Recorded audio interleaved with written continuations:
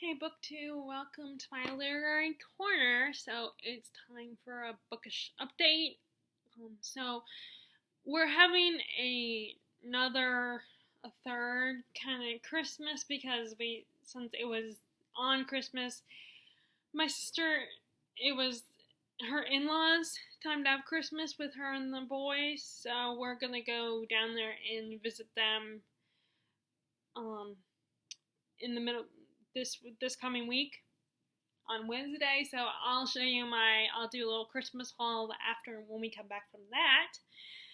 Because I, of course, got some books I'm hoping to get, and hopefully I will get some more when I go to see my sister. Although she had told me she got me something that wasn't on my wish list, and that's okay. I mean, it's not about, Christmas isn't all about what you get for Christmas. It's just one of the more nicer plus aspects of Christmas. But Christmas, of course, is not for Christians. It's about the birth of Jesus Christ. Although history, I think we have learned that there's the possibility that Christ was not born in December, actually, that he was born more in the summertime. They just for some reason they just assumed. Maybe it has to do with the Mayan calendar, I don't know. But that's what my dad has told me. That possibly that Jesus was not born in December as Christians imply. But it's also about spend time with your family and giving to others, not just receiving gifts, but also giving to others. And it is nice when people give to you as well, but that's not the most important aspect. But anyway, I'm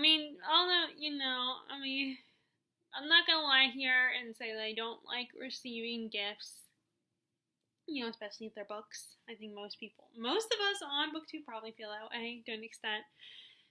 So I will show you what I got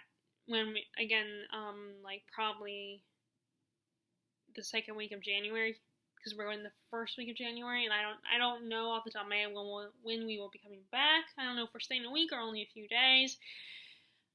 But although I think we would probably stay a little longer than when we go see my grandma, because my sister's a little bit farther away. So anyway, but I am going to update you on my current reading status, and I am off tomorrow, so I will be doing a little bit of reading tomorrow. And so here's the good news: I actually got a book. I was able to squeeze in another book this month, which I was very happy. And on top of that, it was a Stephen King book. So I think I have read 4 Stephen King books this year. Although it does feel like I've read more, but that's because I have started quite a few.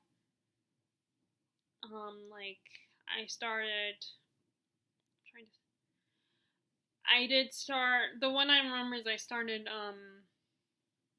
Needful Things, but that one's one of his longer books. So I will not be finishing it by the end of this year. So I'm going to come back to it, but I think next I'm going to focus on some of the short stories collections, like maybe the Full Dark, no. I keep getting this stupid message from Google saying put in your password or whatever, and it's like, no, I don't need to do that. I can get onto my Google account fine and get my Google emails perfectly fine, but the stupid thing keeps popping up, and I keep hitting close every time it pops up. But anyway, enough ranting about that.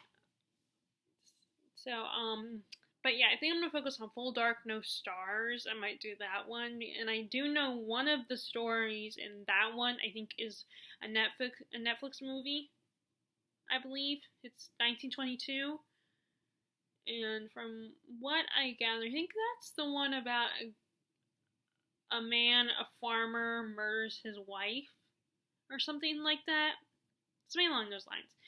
But anyway, I'm going to start that. And of course, I'm thinking about that book now, so I'm thinking, oh, I should bring that one to when we visit my sister. But I don't know why I'm thinking about bringing so many books when we go see my sister, because it's not like I get a lot of reading done anyway. I mean, the only time I get any reading done is when when we're on the way, the 5-hour drive there and back. And then if the boys are in school or go take a nap or something, or I might get and then I might get a little bit of reading done before I go to sleep. And then there's those few hours, because of course the boys will go to bed much earlier than we adults do. And then, so I might get reading done then, but at that point I'm just really tired and I decide to, just get on my computer and my laptop and just chill and listen to watch videos and stuff. But I can't help it. Anytime we go, like, whether we're going to my grandma's or my sister's, I always feel like, I always want to bring a whole bunch of books with me because I'm like, oh, I need to continue with this one. Oh, I want to get this one read. But I cannot decide because So, but I think I am going to bring at least this one. I'm definitely going to focus on, I keep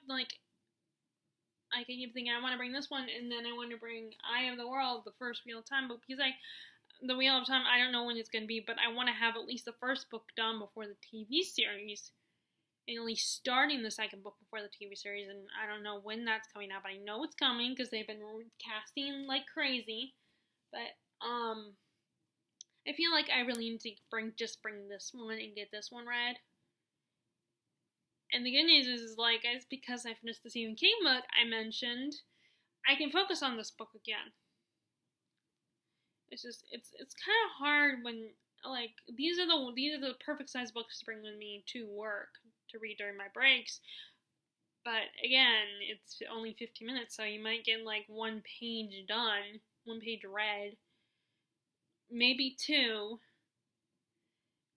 And, I mean, if I could, if I had the ability to, teleport or something, then it would save me 5 minutes of having to walk back there.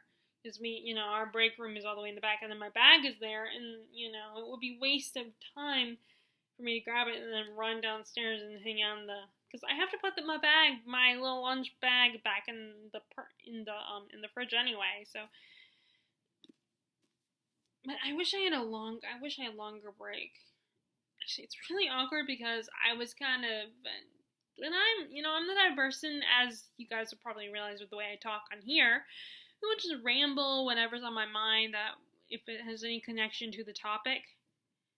And so, I'll talk to the cashiers and the customers, and then one of the cashiers, I was talking about how I wish our breaks were longer. And one of the women who is at the customer service desk, one of the managers was snuck up right behind me, and I felt I tried to pass it off and laugh it off, but I felt really awkward because, saying that out loud and her being right behind me. I might have said something across the line or something, but I mean, it's not like I got in trouble. I just felt kind of like, oh, I wonder if I should have said that, or maybe I should be more careful when I talk. But it's too late now, and nothing happened after it. But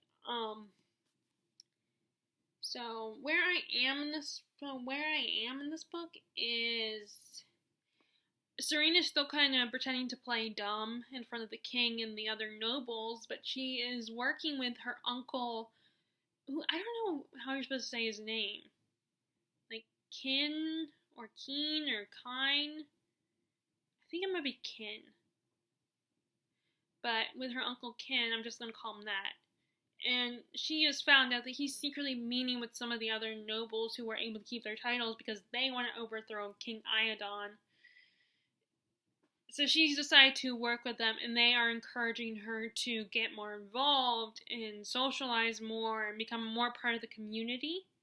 Because that's how you hear it. Because a lot of times in, stories that have to do with politics, a lot of times that's how you hear information. Even when women are just gossiping, they'll say things that, they will probably say things that will help Serene a lot. And now, so the queen, Iadon's wife, is very much acting, she's very talkative and jumps from topic to topic. And I have my suspicions that we're going to find out that she does that on purpose. I don't know, but sometimes I wonder if she does that on purpose. To, make her seem dumb and flighty. Kind of like what Serene is doing right now. either that or she's mentally unstable. But I'm thinking on the lines that she's also like Serene. She's also playing dumb because she knows her husband is a bit of a dangerous king, a dangerous man. And also it's probably the only way she can get through being arranged to marry this guy, because I'm pretty sure that what the Lord Shuden was saying is true, that it was an arranged marriage. I think it was him who said it. It was either him or the old guy, the guy who's kind of like Lord Royale. I think it was either him or that pointed out that it was probably an arranged marriage between the two of them, between the king and her. And then like what's going on? So, and you have Hatharen. He is very confident and has a big, huge ego, and he's thinking he's going to convert everybody very slowly. He's got one of the Lord Tellery, and he's got him as an ally, and he's trying to convert, but the king, of course, he can't seem to convert him. And Serene is definitely suspicious of him. And then, of course, that other dude that he's also recruited, the dude's kind of a religious zealot. He's making me nervous. I mean, Hawthorne is, like, I think the two of them are dangerous in different ways. Like, zealots will do whatever it takes. And they're very passionate, very extremely passionate and dangerous. But then Hawthorne he's clever, he's smart. He's not someone to be easily, tangled with. I think he thinks, which can make him, which as Lord Shuden has said, he can be those kind of people that preach with their mind, more along with their mind, are a lot more dangerous than people who preach with their hearts, with their emotions. But although I guess that's what the other guy, whose name I can't remember, the religious zealot guy, it's the same. He's the other extreme. So both of them, actually I think both of them are pretty dangerous. I don't know who's going to be the bigger threat, for Serene. And I don't, if there's romance in this book, I wonder, because Raoden and Serene aren't, like, with each other. So, obviously it's not going to end with a fluffy romance like a lot of YA novels do. It's going to be a little different because they haven't seen it, unless Brandon Sanderson has her fall in love with someone else. Like, they both have a romance with someone else, even though they're married to each other technically, even though they've never met in person. And speaking of Brandon, he is still working on getting allies, getting everybody to trust him, and what he wants to do is, he doesn't want to get their trust by force. He wants to earn these people's trust. He wants to earn their respect. He doesn't want to earn it just because he's a prince or because he's powerful and can hurt you. He wants to know he's a good man. He's a trustworthy and honorable leader. So he's slowly gaining allies and gaining followers. Well, I don't know what her... And then this other one who was there before him, Karata,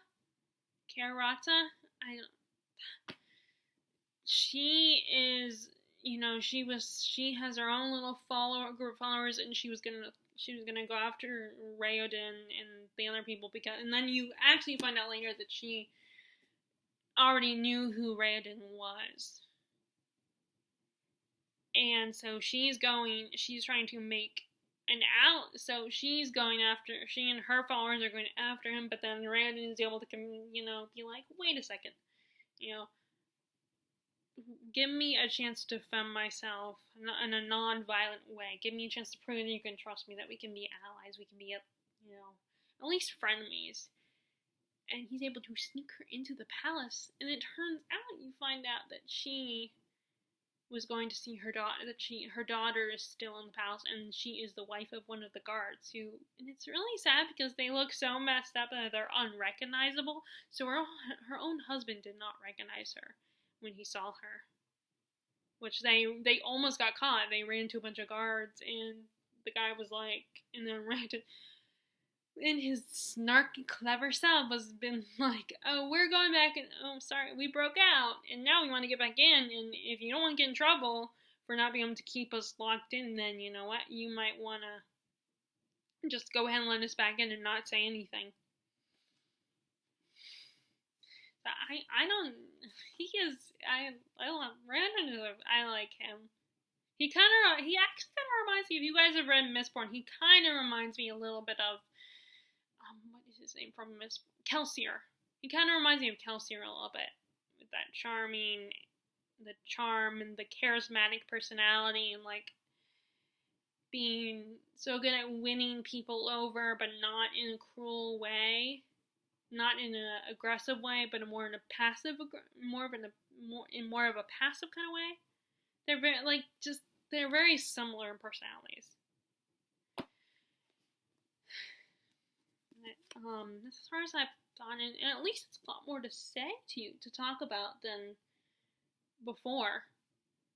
I mean, I feel like when I do these videos, maybe I should wait and get at least 100 or 200 pages into a book like this before I start talking about it. At least with this size of book. Like some of the YA novels, it's a little bit, there's a little bit more that I could talk about, because they're more straight to the point than something like this. I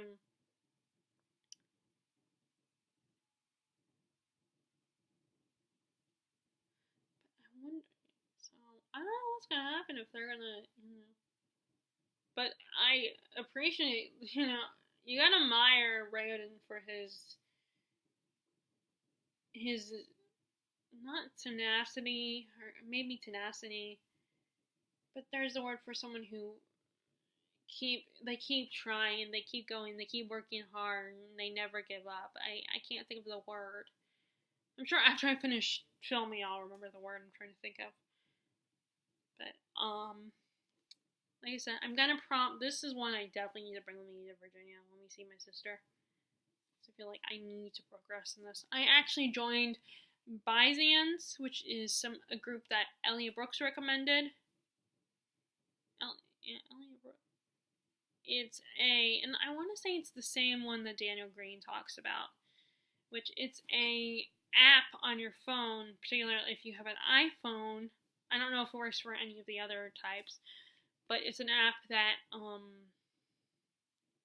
you can. It's basically the discussion part of books, not all the other stuff about Goodreads that Goodreads has. I'm so frustrated because I like some aspects of the Goodreads, and it does give me a little bit of trouble, but not a lot, not as much as like what Daniel Green talks about in his videos, the ones where he's like, that are titled like I broke Goodreads or something. They don't give me as much trouble, but I definitely can see what he's talking about. That's why I joined Byzance, because it's a little bit, and it's more conversational. It's more people talking.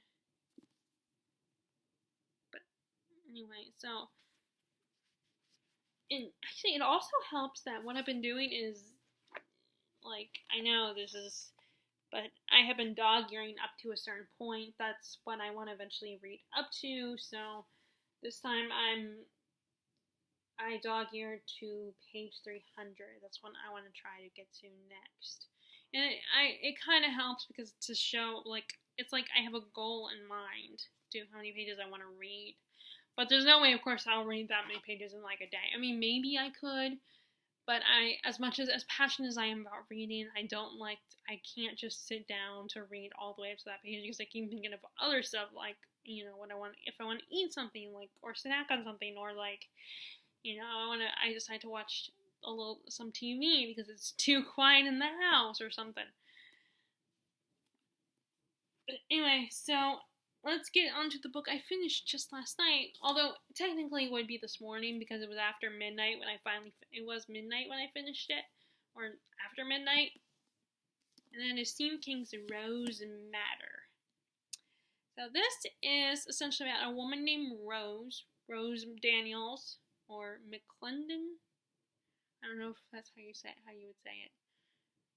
But she is married to a cop who is abusive towards her, and he is good at his job. He's good at finding people, and he's committed a lot. He's gotten taken care of a lot of drug busts, so he's beloved by the community. And he's always telling Rose that cops are brothers. So even though she's abused, she has never told the cops because she's so afraid that they'll think she's crazy, or that she doesn't know what she's talking about, or she's put in a mental hospital or something, or she just needs help.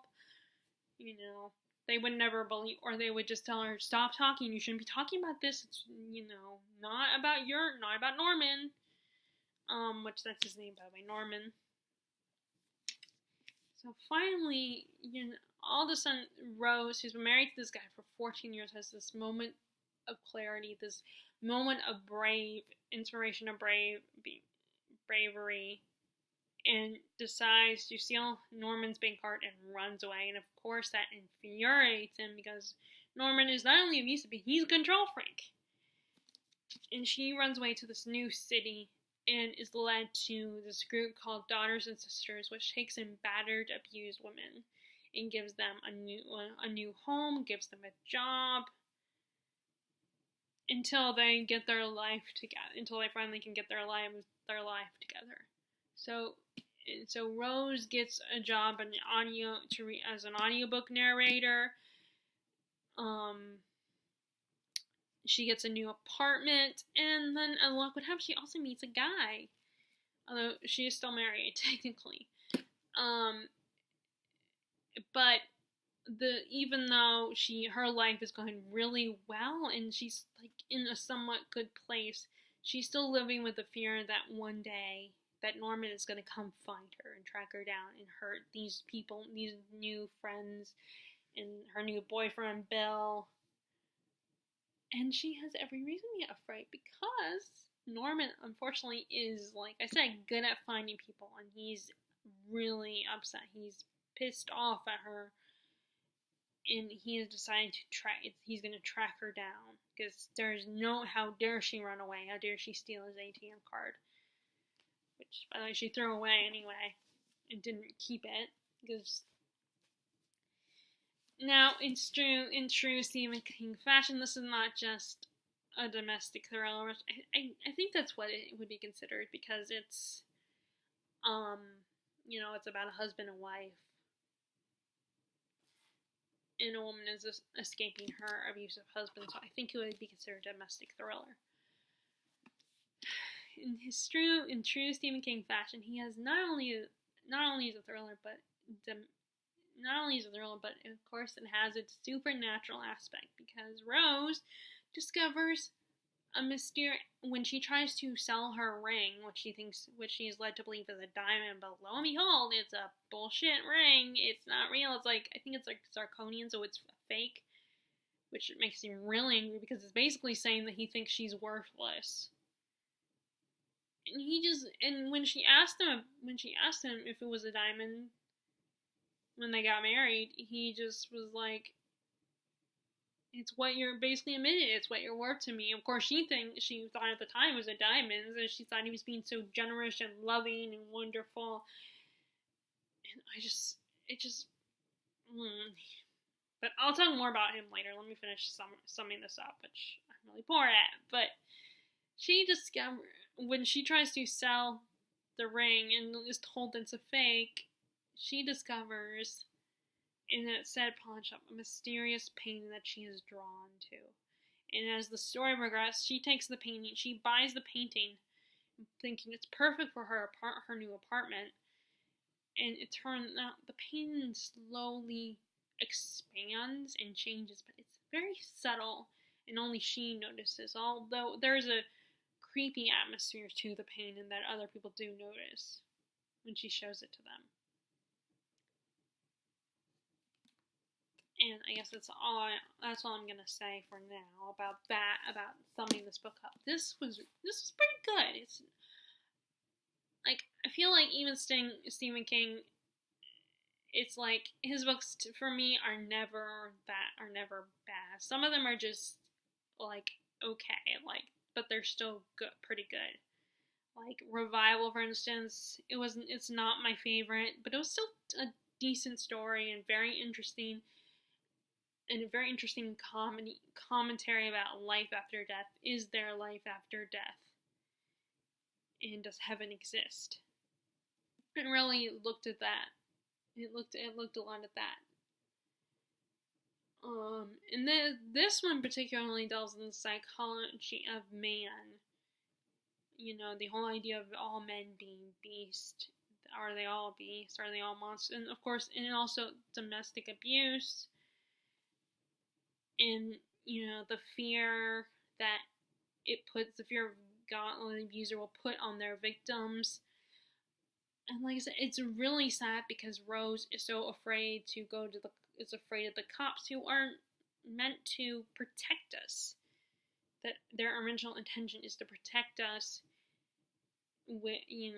but Norman is a cop. He's a beloved cop by everybody, by his coworkers, and they won't defend her from him. And that is actually the detective. She ends up having to hide. The detective she finally ends up going to, because she doesn't have a choice. That he is so upset by this, and he's like, it's because Norman is a cop that I want to help you and I want to protect you from this guy. It's like it makes it worse that Norman is a cop for this police officer in this other city. It's like he's an insult to the profession. There is also a little bit of mythology involved in this novel. Like, there's all reference to, there's the whole idea of, the Minotaur and the maze the maze and stuff. Except, although they refer to the, instead of saying Minotaur, they say bull. I think is, which I really like that part of it. And there are also, and I feel like since I've started reading more Stephen King books, I'm definitely noticing this more, how the links to all of his other books, there's a reference to the Dark Tower in this book. But particularly the Dark Tower is God, what they call God, or the higher being of the world in the Dark Tower. There's a reference to that in this story. Now, as for the supernatural aspect, I know I did read, toward as I was getting closer to the end, I did read some Goodreads reviews. And and I know one review had said, they should have taken out the supernatural part and just left it a regular thriller. But as another review that I read that was a little more positive said that you shouldn't take it out because it kind of makes this, if you do not include King's traditional supernatural element, then it would just be a regular thriller. It would be like any other thriller out there. I mean, not every thriller is exactly the same, but most of them they all kind of have a similar flow to them, and they're, and so I think this Stephen King having a supernatural aspect, which he does in most of his books, even if the plots seem a little bit mundane, or not mundane, but like a plot that you would see in a regular thriller book or regular horror book. He has his own, well, I guess then you can't say horror because he is a horror writer. But like a regular thriller or regular mystery or, whatever, that supernatural aspect makes it unique and makes it a little different in my opinion. So I personally liked it. I liked the supernatural parts of the story. And now another thing one of my favorite things that Stephen King does is he writes really good characters that even if you can't exactly relate to them, you recognize them. They seem familiar. They seem like characters you would see in the real world. Even the antagonist, like Norman. It's really sad. I actually have a friend who was married to a guy like a Norman. I mean, not to his extreme, but pretty close. And which Stephen King is so good at writing characters you just hate. You just want to hate. You just hate them. You don't want to. You do hate them. You just want to kill them or hope that they get punished. Norman was just, I hated him so much. He's racist. He's a sexist. He's a monster. He has the ego, such a huge ego, and he was so arrogant. He's so arrogant and cocky, and you just want to, I just hate him so much. And Stephen King is so good at writing that character. You just really hate. You know. A character that one of my favorite side characters has to be Gertrude or Gert. You don't want to mess with that broad. She is so funny. And now I'm gonna spoil you guys a little bit. There is one scene that involves urine that she does that is really funny and very deserved. It was kind of gross, but it was really funny that she, but she's so saucy and don't want to mess with her, and if you get her bad side, that she'll punch you in the face.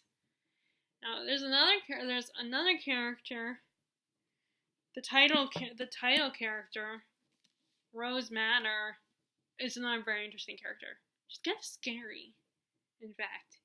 And she's someone that, it's good to have her on your side, but you don't want to get on her, and you don't want to get on her bad side because she's kind of scary. She's like those characters that you hate them, but at the same time you appreciate them because they'll cross lines, they'll do what is necessary, and they'll do the ugly stuff that you don't want to do, that you don't want to deal with. And my first thought of another character like that is, I can't remember the character's first name, but Dr. Rush from Stargate Universe, played by Robert Carlyle. He's kind of also he's not as scary as Rose Madder, but he's kind of similar in that character that he'll do the necessary stuff. The ugly stuff that the crew didn't want to deal with. And at the times he seems kind of heartless, that he doesn't care about anyone but himself.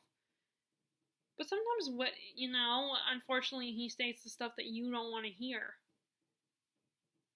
And that's how Rose Madder is. She's a character that does the things that are necessary that Rose, our protagonist, Rose, doesn't want to do. Taking care of, it's a fast read, it's still a long book because of course Stephen King, he does not write a lot of short books. Most of his books are pretty long. Although Elevation looks kind of short. I probably will not be reading that one because I have heard not some good things. And I'm also kind of nervous about his, what just came out? Not Elevation, but the one he wrote, the one that just came out after Elevation. I think it came out in 2018. I'll have to cut my nails because they're really long and they keep getting snagging on stuff.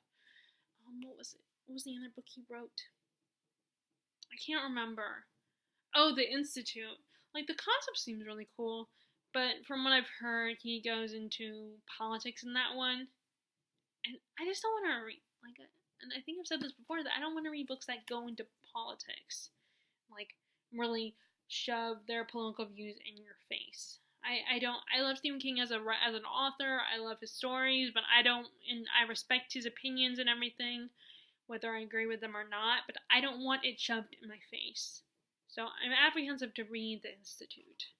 But the concept seems really cool. So, if it ever ends up at the library, maybe I'll one day borrow it from there. The problem with my library is that they don't always get the new books. And when they do get the new books, that of course, surprisingly, there's still a waiting list. But I think it only depends on certain books. Called on the Hawk just came out, and I saw it at the library the other day, and I almost borrowed it, but then I was like, you know what? Let me just focus on my other books first. I saw it there, and it was still there. So I guess the kids in YA books, they don't have to they don't have that problem with that one. It's the adult books that there might be a waiting list when a new book comes out if they get it. So I don't know. If the Institute is at the library, or if it somehow ends up at the Given bookstore and I can get it for cheap, then maybe I will buy it. But I don't know. I'm a little apprehensive about it because, again, I don't want his political opinions shoved in my face whether I agree with them or not. Whether I agree or not with them. And I know this is coming from a person who gets really annoyed when I hear about, like, the negative things and people are like, I don't want to buy their books or read them anymore because this author is a horrible human being, and, like, they're only human. But, if you, like, it's more frustrating when you're getting into them and then you hear it and you have already bought their books before you realize that they're human and they will say things that you don't agree with. So, like I said, I've heard some stuff about, like, but, then that's when it gets, like, that's when I kind of get annoyed because it's like, now I feel like, how dare I read their books? Because how dare I promote this person and spend money on them because they're, because they feel this way, because they're, and it's just, I don't want to know. I don't want to know because I realize they're only human. They're gonna not, I mean, if I find that they do something so horribly unspeakable, then, we just pray I don't get into their work. But, I mean, I get that not wanting to give this person money if they do something that you don't agree with. But at the same time, not all their books are about what they're not their work to me.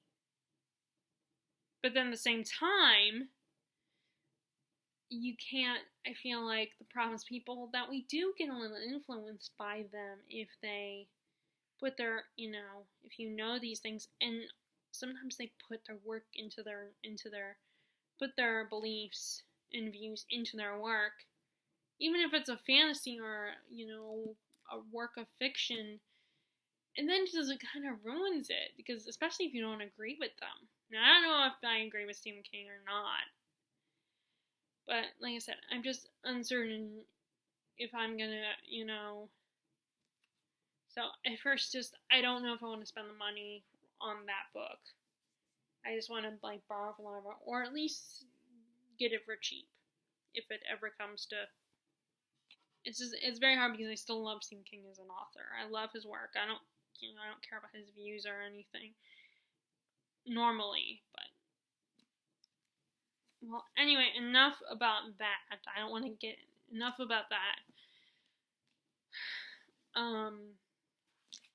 So yep, I'm very happy that I finished this book, another Stephen King book, and to end the year on for my project. Okay, so right now, I ended up DNFing. I already talked about this. I believe that I DNF'd A Knight of the Seven Kingdoms. I just couldn't get into it. It's just, I mean, I read the first novella. It was okay, but to me, I don't care. Like, I love the series. I love Song of Ice and Fire series, but I don't care about the knights as much. That's why I wonder if there was ever a story about Jaime Lannister or Brienne of Tarth. Would I enjoy it as much? Would I like it if there was one just focused on them? Because they're both the Knights of the Seven Kingdoms. Or like, and I don't know, I don't care about the jousting and, the fighting, sword fighting and all that. I mean, I like sword fighting, swashbuckling and all that, but it's only when that part comes up. I don't want a whole story that's focused on that. Like, I mostly am more focused, and, and also, I mean, it's good partly being because it's not my characters, not the characters I read, but, I don't want to read about jousting and knights traveling and all that. I mean, although Egg and Dunk's relationship is kind of adorable, and amusing. And there are references, of course, to characters from before in the original series. Well, not references because this is in the past, but you meet their ancestors in that book, some of their ancestors. So, and it's during the time of when the Targaryens were ruling ruling Westeros. It's when they were in charge of things. So that was kind of cool. But like I said, it's mostly focused on Dunk and Egg's relationship and their bond, him wanting to become a knight and fight, and it's like, so it was just kind of boring, and I only finished the first story, so it's a DNF. And then I didn't even start reading this book, but I decided the Women in the Castle, I'm not in the mood for that one. I mean, I guess I could keep it, but I don't think I'm going to be in the mood for it. So I am going to the library tomorrow. Although I might have to get my dad to drive me there. I don't know. Like, I'm just not in the mood for another World War II novel. I mean, it's set after World War II, but it's about World War II. And I don't know if I'm in the mood for that. I mean, it is kind of cool that it's about, German women, so it's a German perspective, but, and I did like The Nightingale, and someone on Goodreads in the review said, if you like The Nightingale, you'll like this one, but it's like, no, not necessarily. So I'm returning that one as well. I feel bad because it was actually one of the librarians is a recommendation sticker on it, and that was one of the reasons why I decided, I will check it out. But and when I was hesitant about borrowing it when I saw what it said on the back that referred to it being another World War II novel, but then so I was a little hesitant because I didn't know if I wanted to read them, but I figured, I'll check it out anyway, and then I just lost interest, even before I started reading the book. So I am gonna bring one of my library books with me when we go to my sister's, and that is The Witch Elm by Tana French. She writes a lot of thriller mystery series, like the Dublin Murder Squad, and I did read the first book in that one, but I never finished. I only read the first 100 pages or so, and I think that was just bad timing. I was stressing and having anxiety about, being like, oh, I have so many books so many of these libraries I can read, and I need to be able to return one in, so it kind of ruined it for me. But if I like The Witch Elm, maybe I'll come back to it. Like I said, I'm hesitant because it's just another series, and I'm not sure how I feel about detective and mystery series, and so I really need to cut my nails. Look how long these are. I gotta cut them. I keep snagging on stuff. Okay, what else? What else can I say? So I didn't finish any of my books that I brought with me. Surprise, when I went to South Carolina. But I did progress a little bit in Spinning Silver and started reading this one, Cursed, which is the story about Nimue. It's really cool because Frank Miller is the same guy. I think he's done some of the Batman, some of the Batman comics. But this guy is also the guy who wrote the Sin City comic, or did the art for the Sin City comic, which I think that's really cool. So that one, and then I brought so many with me, but I didn't touch any of them. I barely touched any of them. I didn't start these. I brought these with me, but I didn't even start on the Gods of Jade and Shadow, and then the Poppy War. Well, although I did read a couple pages of the Poppy War,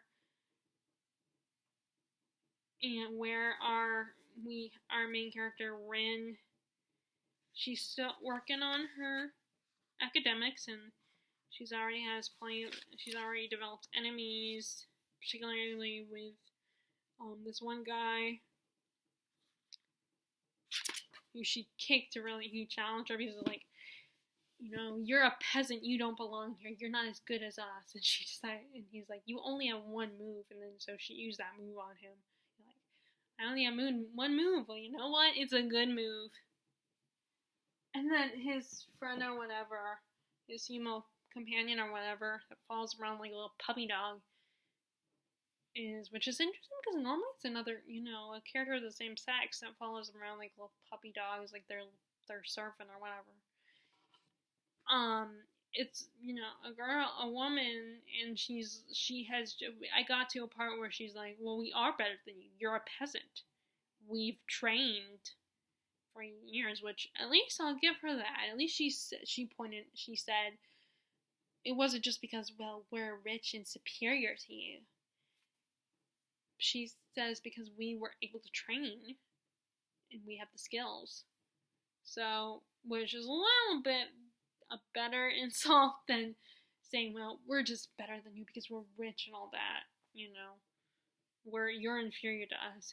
She gave a better thing, which is that they've had the opportunity, because they're wealthier than she is and from an upper class society, they're able to get the training that they need, while Rin has to work hard and earn it and do it on her own. She doesn't get any special training, which, I mean, that still to me makes her superior and better than them, because she is willing to work hard. She was not lucky. She wasn't born to be allowed the training. She is working on her own, doing it herself. And I think that trumps, people that just are lucky enough to have someone to teach them. Like, she actually will learn on her own. And sometimes at times I think that's better. Learn on your own. You learn from your mistakes, because sometimes certain teachers are restricted, and it's a controlled situation and controlled environment, while Rin she doesn't have any barriers necessarily to keep her controlled. Now the Gods of Jade and Shadow Eye, that's one of the ones I'm thinking about bringing with me too, even though I probably shouldn't, because I have so many of their books. And one of the Christmas books I got, I did decide to bring it because it's one that I've been waiting for a long time, and thankfully, finally, my best friend Terry got it for me. So, of course, she kind of did, and she kind of didn't, because on my Amazon wish list, it is high. You can choose to make it if it's the highest thing that you want, or something that's medium, you medium want it, or it's not.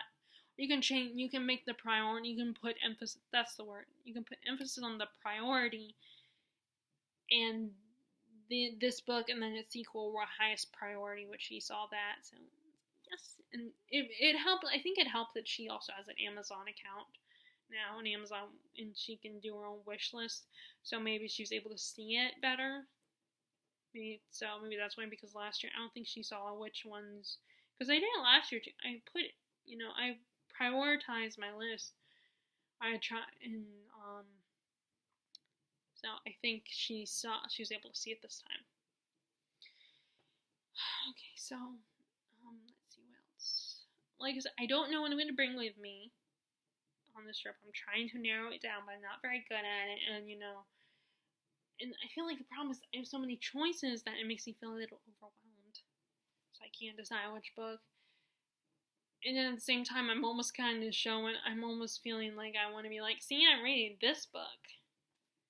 Which is ironic, because I was just I was just kind of ranting to the other Terry, how it frustrates me how people like see how many books I read, and they're like, oh my god, you read that many books, they make it such a big deal and so unfathomable that I can read that many books. Or they make it to the point of really like, oh, you read so many books, you read War and Peace, and you read over 1,000-page books, and it's just incredibly annoying.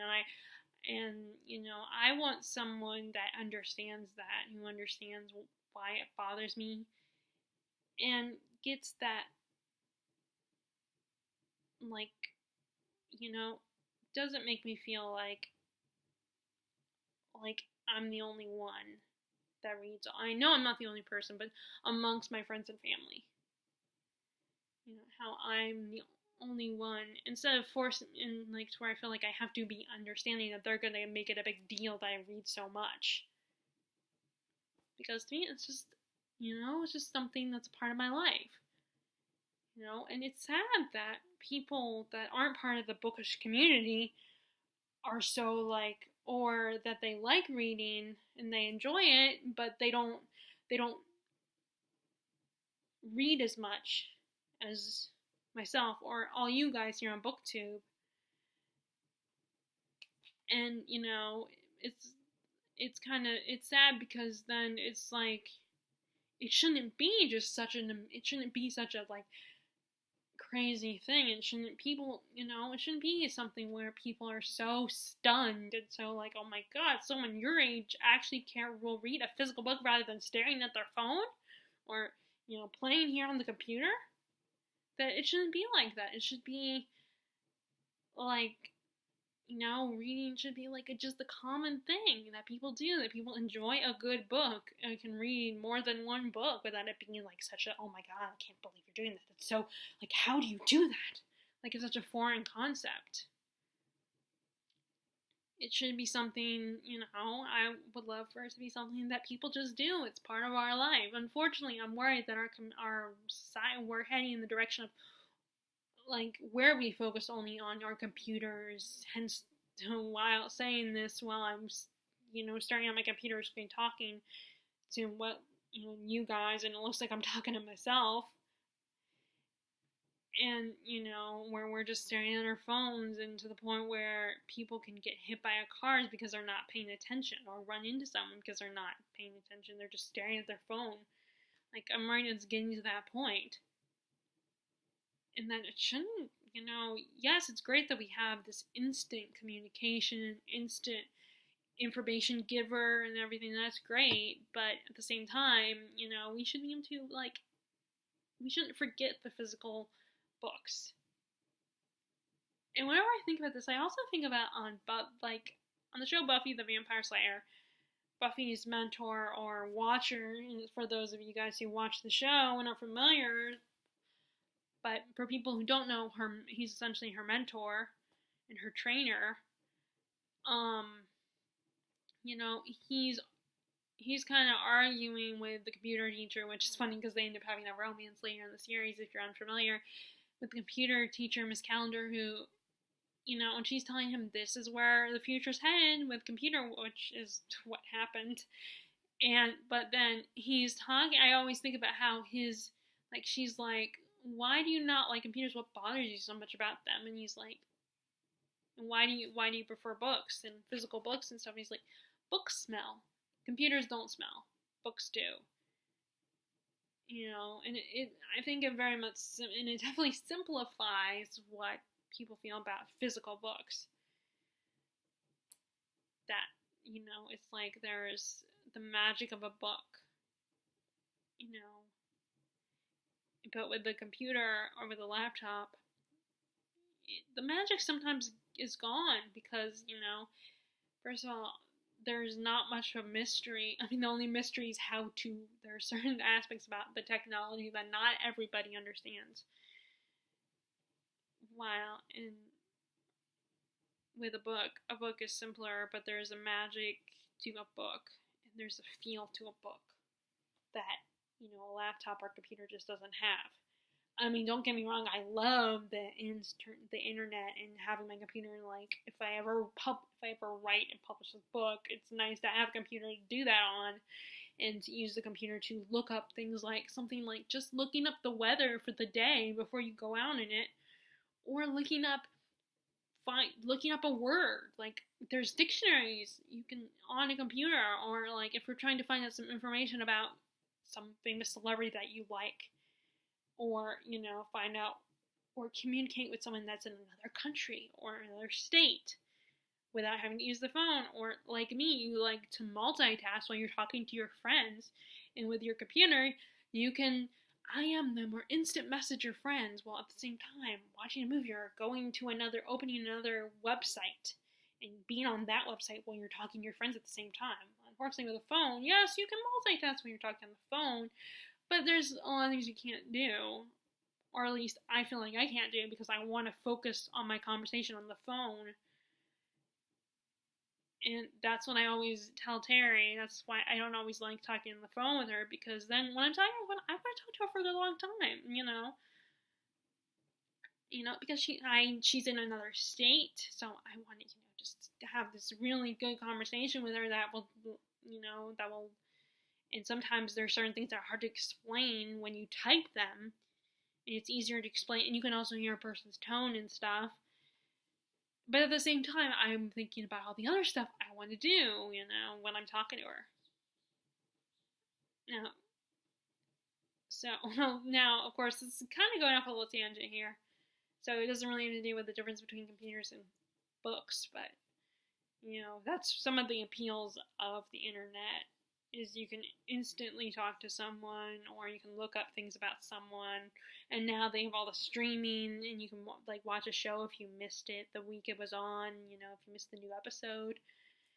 And then now on your TV you can record things. It's not as complicated as when you had to set up the camera and put in a VHS tape, for those of you who remember those. I think it's not as, now you just hit a button and it will record. Or you just search the show, and then you hit record, and I wish, by the way, I have to use it, because another thing that I feel really good about is not just by reading the fact I finished Rose Matter, but also I haven't finished watching Magicians. And then, of course, as one of the many people who watched the Witcher TV show, which, by the way, that one was, I liked the show. I had a good time. I enjoyed it, but again, the timeline's a little messed up. And for those of you who have never played the games or read the books, like my mom and dad, because they heard the show was good, they were a little confused by it, and it was hard. And so my mom's uncertain if she wants to keep going with it. But I thought that was great. And then I also watched The Magician Season 4. For some reason, I forgot to record it or even watch it when it came on. And then there was a trailer for the 5th season, so I was and then I kind of got spoiled for what happens at the end of the 4th season. Was okay, I need to just watch this. I'll be right there. So, okay. Okay, cut this short. I watched The Magician and catch up. Really liked it. Thought it was great. And it had another musical inspired episode, which I thought that was really cool. But anyway, I gotta go again, and I will talk to you all later. Bye!